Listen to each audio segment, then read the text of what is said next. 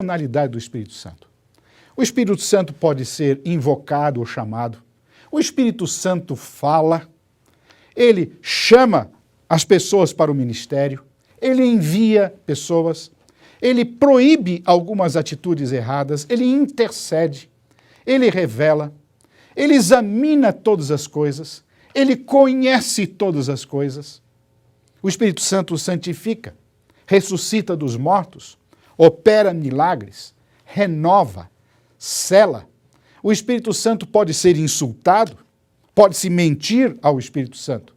O Espírito Santo pode ser tentado, pode ser blasfemado e pode até ser resistido. Mas o mais importante é que a Bíblia apresenta o Espírito Santo com a mesma virtude principal de Deus, a essência de Deus. O Espírito Santo ama. Só pessoas, só seres pessoais podem amar. Gostaria de destacar outros. O Espírito Santo tem vontade e decide de acordo com ela. Tem uma intenção própria. O Espírito Santo intercede pelos santos. Ele pode se comunicar conosco, pode ser entristecido e posso pecar contra o Espírito Santo.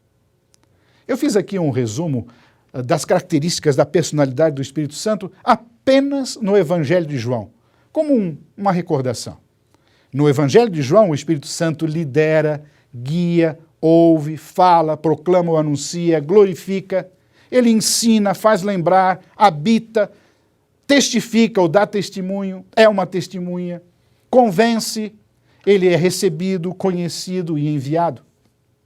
Portanto, esses textos nos deixam de forma muito clara em nossa mente que a Bíblia, ela tem um entendimento do Espírito Santo como um ser pessoal. Não é uma força, não é um poder apenas, é um ser pessoal. Algumas pessoas dizem, não, a Bíblia contém alguns versos que falam do Espírito Santo como sendo uma força. E um dos textos é Lucas, capítulo 4, verso 14. Jesus retornou a Galileia no poder do Espírito. Será que essa é uma referência ao Espírito como sendo um poder? Ah, não. O ponto principal desse verso é precisamente que o Espírito Santo e o seu poder são duas coisas separadas. O Espírito Santo tem poder, mas ele não é um poder. O mesmo pode ser visto em outros versos bíblicos, como por exemplo Atos, capítulo 10, verso 38, como Deus ungiu a Jesus de Nazaré com o Espírito Santo e com virtude.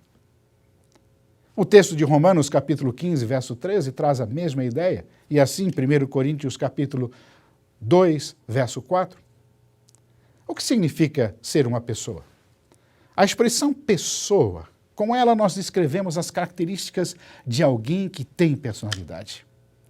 Há uma diferenciação pessoal dentro da existência divina.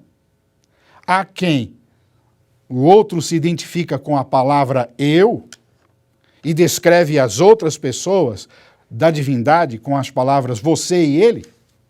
Jesus se refere ao Espírito Santo como você ou tu, portanto, ele. Se o Pai é uma pessoa e o Filho é outra pessoa, o Espírito necessariamente também é uma pessoa. Conclusões rápidas até aqui. Cada pessoa da divindade é Deus dentro de si. Cada pessoa da divindade é unida inseparavelmente com os demais. Algumas pessoas dizem, não, existem só dois, o Pai e o Filho. Será que a Bíblia dá alguma indicação de biteísmo? De forma nenhuma. A Bíblia sempre tem uma linguagem da divindade como trinitariana. Portanto, as três pessoas no único Deus possuem uma só vontade e trabalham juntas pelo mesmo objetivo. No Pai, Deus é por nós. No Filho, Deus é conosco. No Espírito Santo, Deus está em nós. O Pai é o originador da salvação. O Filho é o fundamento da salvação. O Espírito Santo prepara para a salvação. E assim nós poderíamos ter versos e mais versos, textos e mais textos da Bíblia. Algumas pessoas se inquietam quanto a algumas declarações de Ellen White. O que nós poderíamos dizer em relação a Ellen White? Eu separei alguns textos para que nós consideremos. Um texto do livro Evangelismo. Há 3 pessoas vivas pertencentes à Trindade. E eu coloquei entre chaves a palavra trio. Repetindo, há 3 pessoas vivas pertencentes à Trindade celeste, o Pai, o Filho e o Espírito Santo. Por que eu fiz essa distinção ali em relação a trio? Porque Ellen White, ela não usa realmente no texto em inglês, no original, quando ela escreveu, o termo Trindade. Ellen White tinha um cuidado muito grande de usar alguns termos que tinham recebido alguma influência filosófica. Como, por exemplo, o termo milênio. Ela destaca de forma muito clara a teologia do milênio como tendo alguma coisa de origem filosófica, distorcida, e a doutrina dos 1000 anos. A mesma coisa ela faz em relação à Trindade. De uma forma que nós não podemos explicar claramente, o tradutor, quando viu a expressão trio ali no texto do evangelismo, ele preferiu traduzir por Trindade. Mas nós temos que dizer que mesmo que apareça o termo trio, que é o correto, o texto é bem claro, há 3 pessoas vivas pertencentes ao trio celeste, o Pai, o Filho e o Espírito Santo. Outro texto, Cristo era como o Pai eterno, natureza, caráter e propósito. E ela continua, eles, Cristo e os discípulos, são um em propósito, em mente, em caráter, mas não em pessoa. Isto é porque Deus e Cristo são um. Esses 2 últimos textos dão uma ideia a respeito da divindade de Jesus Cristo, mas ela deixa clara em relação à divindade do Espírito Santo. Ela diz, o Espírito Santo é tanto uma pessoa como o próprio Deus. Mais 2 citações. Ao pecado, só se poderia resistir e vencer por meio da poderosa operação, como diz ela, da 3ª pessoa, e no original está divindade. Deveriam os discípulos batizar, de acordo com ela, no nome do Pai, do Filho e do Espírito Santo. Esse texto nos ajuda a compreender um pouco a dinâmica da natureza da revelação. É um texto do Ciência de Bom Viver, na página 431. Mas Deus deve ser reconhecido tanto pelo que ele não revela de si mesmo, como por aquilo que é franqueada à nossa limitada compreensão. Tanto na divina revelação como na natureza, ele deixou mistérios a fim de desafiar a nossa fé. Assim deve ser. Devemos estar sempre indagando, sempre pesquisando, sempre aprendendo. E resta, todavia, um infinito para o além. O que eu quero dizer é que a questão da divindade, como outros temas bíblicos, como a própria criação, como diz lá o texto de Hebreus no capítulo 8, são assuntos de fé. A Bíblia possui muitas coisas que nós não temos uma compreensão absoluta. Deus não revela-se a si mesmo. Isso não faz da Bíblia ou de Deus um livro menor. Por que o ensinamento bíblico da personalidade do Espírito Santo é tão importante para a nossa fé?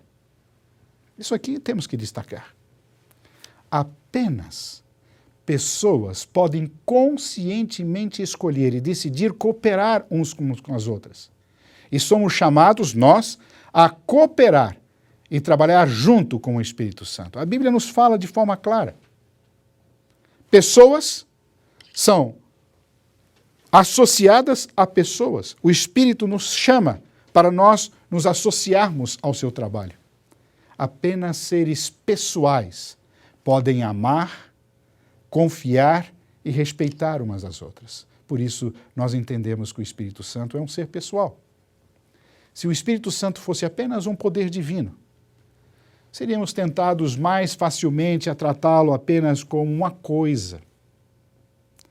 É mais fácil ignorar algo do que uma pessoa. É mais fácil endurecermos o nosso coração contra uma força impessoal, já que uma coisa não possui emoções, sentimentos ou interesses pessoais. E esse não é o caso da teologia bíblica a respeito do Espírito Santo. Pastor Edilson, muito obrigado por ter compartilhado conosco essa palestra. Falar do Espírito Santo não é uma tarefa fácil. Nós precisamos a cada dia conhecê-lo um pouquinho mais. E é uma bênção nos sentirmos limitados ao falarmos do Espírito Santo, essa pessoa que tem interesse em nos ajudar a cada dia. Pastor Edilson, eu tenho algumas perguntas aí para fazer nessa oportunidade. Algumas pessoas que dizem que o Espírito Santo é um poder, uma força, uma influência. Às vezes ele é uma influência do Pai, às vezes uma influência, um poder do Filho. O Espírito Santo é o poder do Pai? É um poder do Espírito Santo? Não, não é. A influência que a filosofia tem trazido ao pensamento cristão é extrema e muitas pessoas não avaliam isso. Elas, mesmo sem saberem, estão raciocinando na forma que não é a forma bíblica, não é a forma simples da cultura do povo judeu, uma cultura mais afeita, como disse, aos fatos do que aos porquês, os questionamentos. Na realidade, esta ideia, que aparentemente ela é lógica, ela vem de uma compreensão errada a respeito de Deus. O Deus clássico é o Deus inamovível, é o Deus inatingível, é um Deus que não se comunica diretamente com o ser humano. Então, é como se esse Deus que não pode se mover, não pode estar presente em tempo e espaço, é como se ele precisasse realmente exercer a sua influência através de uma força, um poder, alguma coisa que se emana dele. Então, esse conceito não é o conceito bíblico. Jesus Cristo, ele agia sob o seu poder. Deus Pai age sob o seu poder. Ambos são onipotentes. E o Espírito Santo também não é uma força nem de Cristo, nem de Deus, que, como se fosse um tipo de influência ou sombra ou força para atuar como sendo a ação de Deus. Ele realmente é Deus. E nós temos a realidade disso, um ser pessoal, olhando pelo próprio texto da Bíblia. No batismo, ali estava Jesus Cristo na água, ali estava certamente o Pai falando e o Espírito Santo se manifesta na figura de uma pomba. Quando Jesus Cristo se referia ao Espírito Santo, e eu disse que era o tema predileto de Jesus Cristo, falar sobre o Espírito Santo, nós temos que entender que quando Jesus se referia ao Consolador, ao Espírito, ele se referia sempre como um outro da mesma essência, não um outro diferente dele, mas um outro que estava ali presente. Não era, portanto, o próprio Jesus Cristo que era o Espírito Santo. Como alguns dizem, ouvi outro dia alguém dizer, não, o Espírito Santo é como se fosse o Cristo depois. De forma nenhuma. Por quê? Porque quando Jesus Cristo prometeu voltar, e quando os anjos estavam ali no Monte da Ascensão, disseram claramente, o mesmo Jesus que vocês viram ascender aos céus, será o Jesus que irá descer. Portanto, Jesus Cristo, nós sabemos, está agora intercedendo por nós no santuário celestial, voltará uma segunda vez. Isso é muito claro. Ele não está presente conosco no sentido de manifestar o seu poder via o Espírito Santo. O Espírito Santo não é um poder. Jesus se referiu a ele como ele, o outro. É lindo saber que nós não temos uma influência, simplesmente um poder, mas temos uma pessoa que vem nos acompanhar, está ao nosso lado, que nos ama, que nos cuida a cada momento. É uma coisa linda, né? Pastor, o Espírito Santo foi prometido ser enviado na sua plenitude, né? No Velho Testamento faz essa promessa linda. Qual é a diferença nas ações entre Cristo e o Espírito Santo no Velho Testamento, no Novo Testamento? No Velho Testamento, Jesus Cristo é a promessa do Messias, aquele que viria, o Cordeiro de Deus que viria. O Espírito Santo, ele atuou no Velho Testamento de forma extraordinária. Ele simplesmente deu os dons, ele inspirou o profeta, ele manifestou-se de forma extraordinária no Velho Testamento. Mas há uma promessa no Velho Testamento de que a plenitude do Espírito Santo se manifestaria depois, e nós vemos isso no Novo Testamento. Há uma promessa, portanto. É muito curioso como que, às vezes, que o Espírito Santo é prometido em Isaías, em Joel capítulo 2. Quando o Espírito Santo é prometido, sempre vem em sequência a atuação do Messias.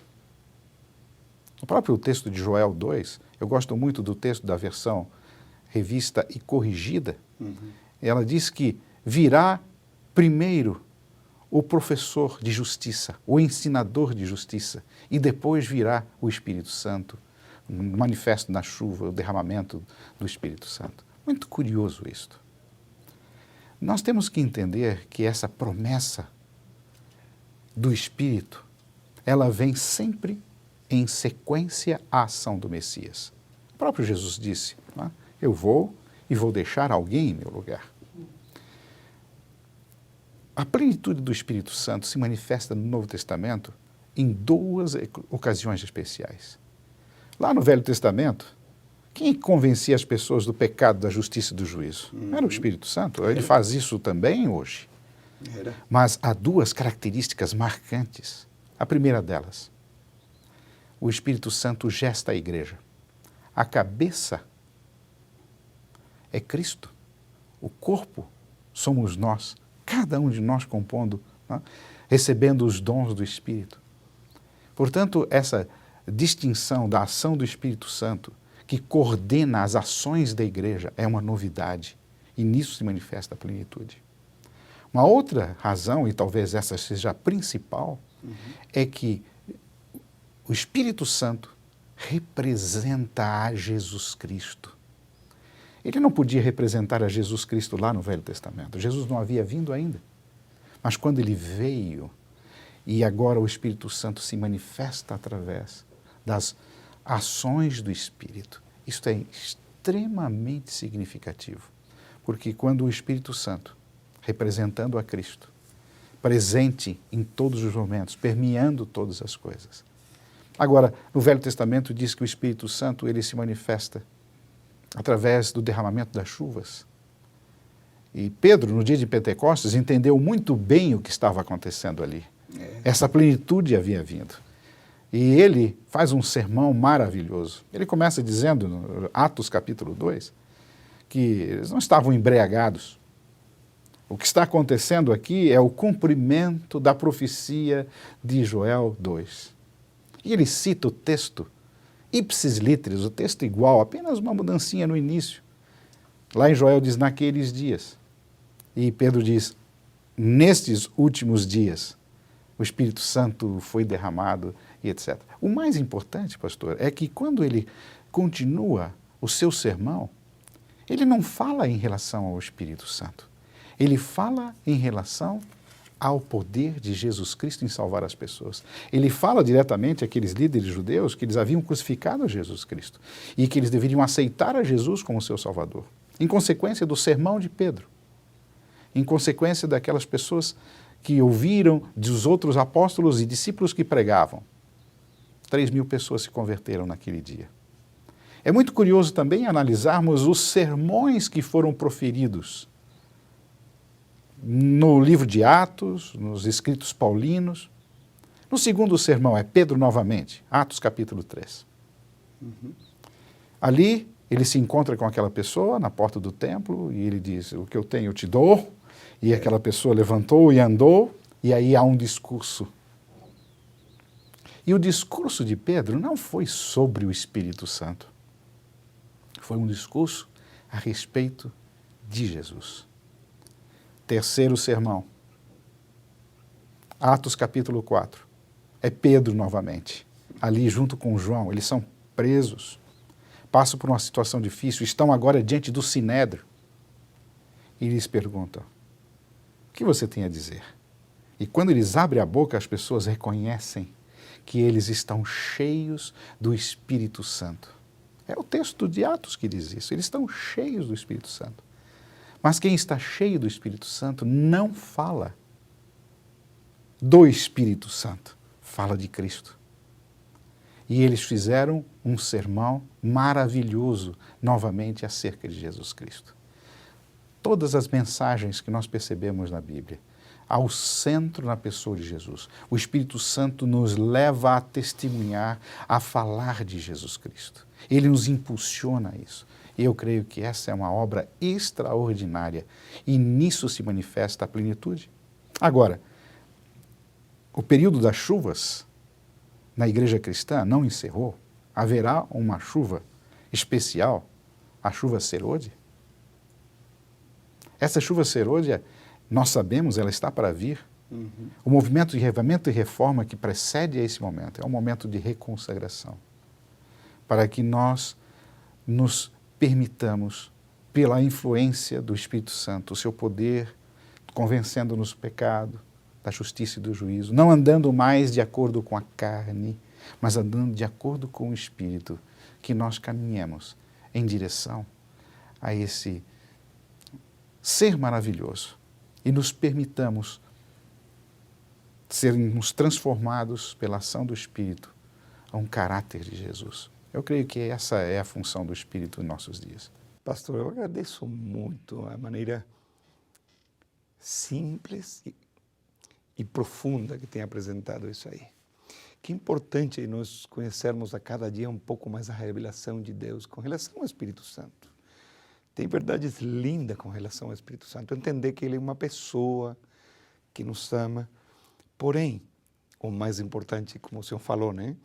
O mais importante é ter a influência do Espírito Santo nas nossas vidas. Que nós possamos ser cheios do poder do Espírito Santo. O Espírito Santo morando nas nossas vidas para que nós possamos falar mais de Jesus. O mundo precisa conhecer Jesus. E só poderá conhecer Jesus na medida que nós possamos ser cheios do Espírito Santo. Eu agradeço muito, pastor, pela apresentação tão clara, tão linda dessa mensagem. Vamos pedir a Deus que a influência do Espírito Santo possa agir nas nossas vidas, que o reavivamento e a reforma possam ser uma realidade. Verdade. E que a chuva Serode seja nos nossos dias, né, pastor? Sem dúvida. Nós desejamos que não isso. passe mais tempo.